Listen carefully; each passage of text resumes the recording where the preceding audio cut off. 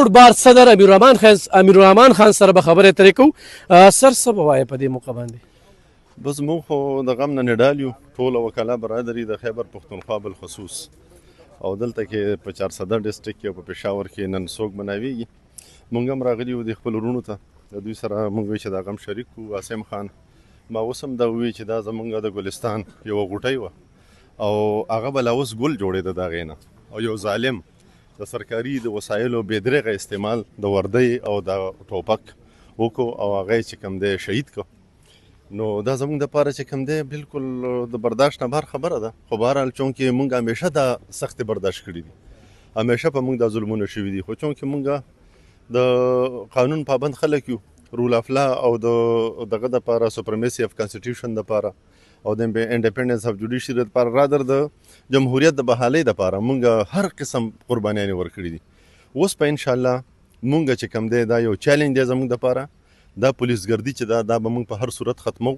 د دې واقعې دپاره چې کوم دی موږ اوس یو ریزولوشن پاس کړو او موږ د خپل محترم چیف جسټس پېښور های کورټ نه دا مطالبه کوو چې د دې د جوډیشل انکوایري وشي، ځکه چې دا چې کوم حالات موږ ګورو دا چې کوم دا لاست 12 غنټې هم لا نه دي شوي چې د کیس کم حشر موږ ولیده، نو بالکل دا خبره چې کوم ده نو خارج از امکان نه ده چې سبا موږ وګورو او دې سړي چې کوم دی بیا چې دی د غوټو په ځای توره تلوار او دا لګولي او راوتی او په دې سړکونو راته ګرځي. موږ خپل بچي نور نشو قربانولی. انشاءالله موږ یو موټی یو ټول وکله او دا زموږ دپاره چیلنج دی. صدر صاحب موقع نه یو پیدا چې ته موږ په دې 400 کې ولاړ یو، دلته د ایسپروشي ډېره زیاته ده، خو هغې کې هم د پولیس بارګیننګ هم روان دی په بعضې کیسونو کې چې موقع ورکوي، تفتیش بیا ډېر ناقصه وي. نو په دې کې بیا لږ د وکلا نه ګیله کېږي چې یاره دغه شانتې ناسور دا ختمولو کې چې کوم دی دوی ډېر مهم رول ادا کولی شي. ګوره داسې ده څنګه چې اوبه ته ډبو ته ووایې که نه، او اوبه چې کله د حد نه زیاتې شي ځانه لار جوړوي.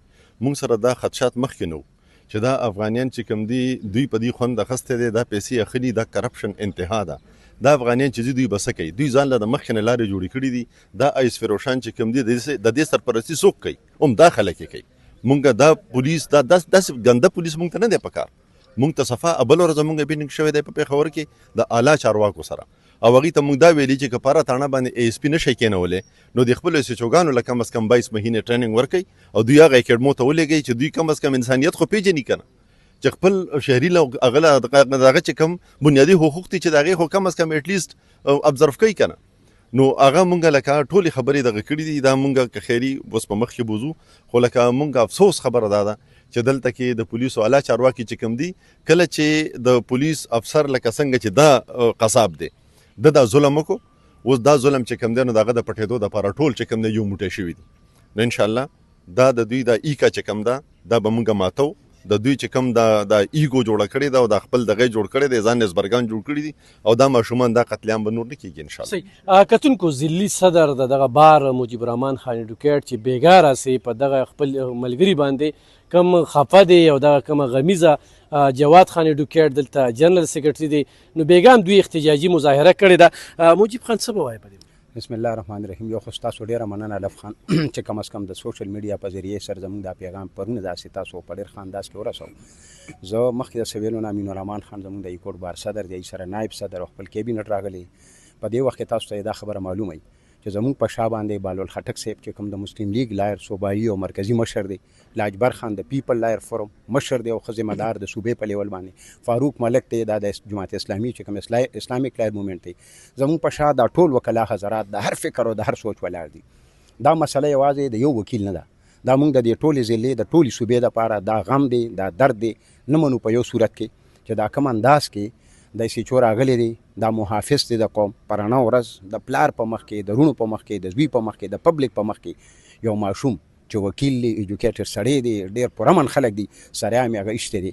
یقینا چې د دې بیا دی په کور باندې ورغلی دی، کور چې څنګه بېعزتي کړې ده، نو تاسو چې څنګه وایئ او زموږ دا خوږ مشران راغلي، زه یې مننه کوم چې دوی وایي چې موږ به انشاءالله د هایکورټ په لیول باندې دا اجیټیټ کوو، موږ به یو جوډیشل انکوایري چې دی نو هغه مقررو. زموږ دا مطالبه ده او د دې میډیا په ذریعې سره د خپل هی افس نه دا غواړو چې بارمان شاه مونږ چارج کړی دی په اف آی آر کې، فوري د هغه اریسټ شي، قانون مطابق ته چې دی نو هغه سره قانوني چارهجویي دې وشي او د قانون مطابق ته د هغه پروسیډ شي او ورسره موږ د جوډیشل انکوایري دپاره زه د امین الرحمن خان د ټولو ملګرو ډېر مشکور یم.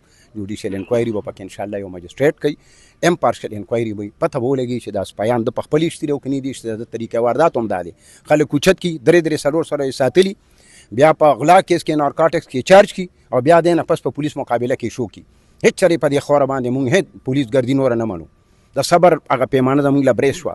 دلته آیس مافیا، قبضه مافیا، دا ټول خلک عمدي راوچت کړي دي دلته چې دی نو امن خراب کړی د دې ضلع. په دې ضلع کې موږ هغه سیچوګان به غواړو چې کوم د سړیتوب نه ډکي، لیګل خلک دي، د اجري جومات خلک دي، داسې 2 نمبر خلک به رانه انشاءالله نور دلته سیچوګان هم ني.